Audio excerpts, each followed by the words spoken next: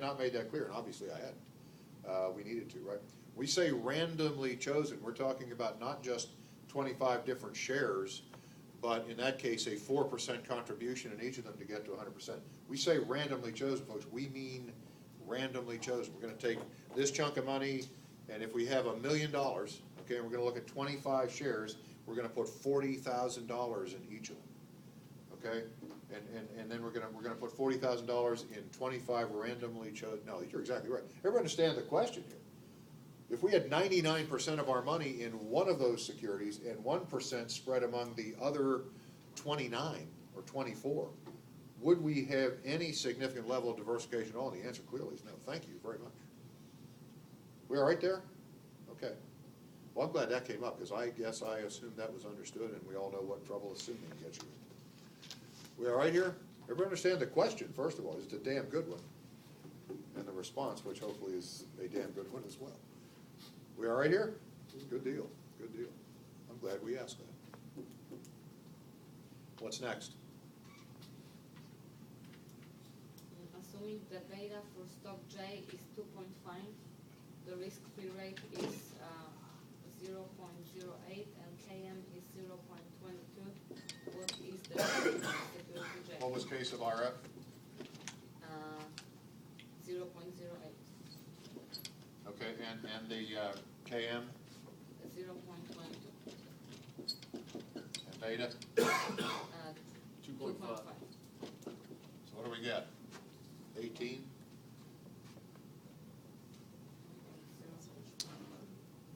KM is 2.2. Oh, wait, oh, 2.2. Yeah. Holy Yeah. mackerel. There's a significant amount of market risk here, right? If the rate of return on the market portfolio is 22%, that's, so what do we have here? 2.5 times 14 is what, 35? 43%? Jeez. This is one risky security, folks. At a 2.5 beta to expect a rate of return of 43%, but again, any number will do here. By the way, if I gave you KJ, beta, and the market return, could you find the risk-free rate? Please say yes. And make your 8th grade algebra teacher proud, who you probably don't even remember, I understand, but at any rate, yeah, you ought to be able to manipulate this and get any one of those if I give you, remember, any system like this with n unknowns, if I give you n minus one of them, you should be able, in most cases, to find what's missing. Hey, remember too, right, we talked about mathematics. I will not ask you to solve for n ever, right? Because I'm not going to get myself back up to speed, nor am I going to teach you logarithms. We all right there? Okay. What's next? Everybody do this? Okay. That's the 5th of the 5 equations. What is next, please? Why do very few sole proprietorships and partnerships become large firms? Any question about that? Why do most sole proprietorships and partnerships not grow to anything substantial? And you have to say most, because there have been some partnerships that have gotten awfully large, particularly some CPA firms and law firms. But why do most major companies have the corporate structure? We've already talked about it. Can't Right? raise capital. Yeah, it's just, you know, when you have, oh God, what is, some of these firms have hundreds of millions of shares outstanding, okay, from IPOs over, in some cases, in GE's case, over 100 years, right? And that's the beauty of the corporate form. You're able to raise that kind of money. How many people can be part of a partnership? I know Arthur Anderson had 1,200 partners when they died. Some of the law firms, the great big law firms, 500 or 600, you know, that had multiple offices across the country. I don't know how many.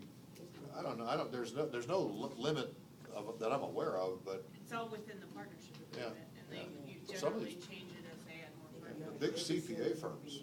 What's the biggest one you've ever seen? Here we go. I deal with small businesses, but I've seen like 4 or 5. And usually, we only pay attention to one person, so. Yeah, the managing partner or whatever. Yeah, but no, I mean, again, Arthur was 1,200, and my guess is most of the other large CPA firms, when they were pure partnerships, were the same level. Yeah. You know, so you can get pretty big, But again, still don't have the ability to raise anywhere near the money that GE does, you know, with a single stock offering. What's next? What is ratio the composition available? Okay, we just talked about that basically, right? We can take ROA and break it down into net profit margin and total asset turnover. You may find out that your ROA is less than it should be, but your net profit margin is okay.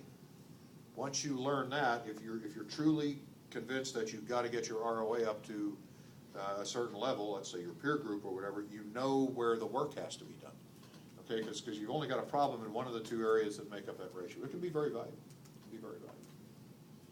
What's next? That's it? All right. Take a look at the next test. Some of the questions may be the same, so we can skip those. Unless you're intent on hearing the answer twice. Is it more or less likely that a CEO will be fired today than it would have been 20 years We've ago? actually, I think we even talked about today, I probably said it, given a generation ago. Yeah, why is that, do you know? Because Enron is a major contributor. The Enron board was sued successfully by some of Enron's creditors, and I think as a group, these were individuals, they had to, this was not covered by Enron's insurance, they had to cough up 11, 12, $13 million, whatever, to settle claims with the estate of Enron. That got people's attention, okay? And now all of a sudden, you've got boards of directors that are taking a good hard look at non-well-performing CEOs, for lack of a better description, and saying, you know, it's not just the shareholders that are likely to get ticked off here and sell their shares like they might have done in the old days. They are likely to sue us for not having gotten rid of this individual. That happened to Westinghouse, one of the first cases of that, a guy named Paul Lego, 25 years ago probably, and then there was a guy named Joe Antonini who was the head of Kmart. The Kmart board was sued successfully in both cases because they didn't get rid of these people sooner. Okay, they could make a case that under any normal metric that you chose to look at, these guys weren't performing. Why are they still there? Because, you know, boards have relatively specifically spelled out fiduciary responsibilities. And you get into a situation like this where, particularly public companies, you keep a CEO around that can be, you know, an independent third party would look at and say, obviously, this person isn't performing well. Well, that independent third party, in many cases, could be a jury. Okay, and when the company started losing these cases, and again, Enron really got people's attention. That was they only had, it was like $1 million a director. Now, some of the directors were responsible for more of that than others because they had been at Enron longer, they were lead directors or whatever, but it averaged about $1 million a person out of their own kitty. They get your attention as a director. Yeah. I was just gonna say a local example of that would be People's Bank and the whole Urbanbeck scandal. I know all of their board of directors were sued for not Personally. stopping them, yeah. This Urbanbeck guy must have been interesting. He worked his magic before I got to town, but I've heard his name on several occasions. There's He was the still an builder. elementary school over in Boone County named after him. But he was a Different builder. person. That's a different person. Is it? Yeah. But he was a builder, right? Mhm. And Yeah. was supposed to be a major donor to this place, if I understand it correctly. Yeah. Yeah. Well, the Bank of Kentucky Collapsed. bought People's too. The Bank of Kentucky doubled in size when they bought People's. And they bought People's, I'm sure, with the help of the FDIC. People's yeah, failed ultimately. Yeah. Ultimately, yeah. You'd be amazed at the help you can get from the FDIC if you're willing to take on another bank. It's pretty substantial. Hey, I think this is another weekend where last week we only had one bank failure. You always look on Saturday mornings, right, because they close all these places on Friday.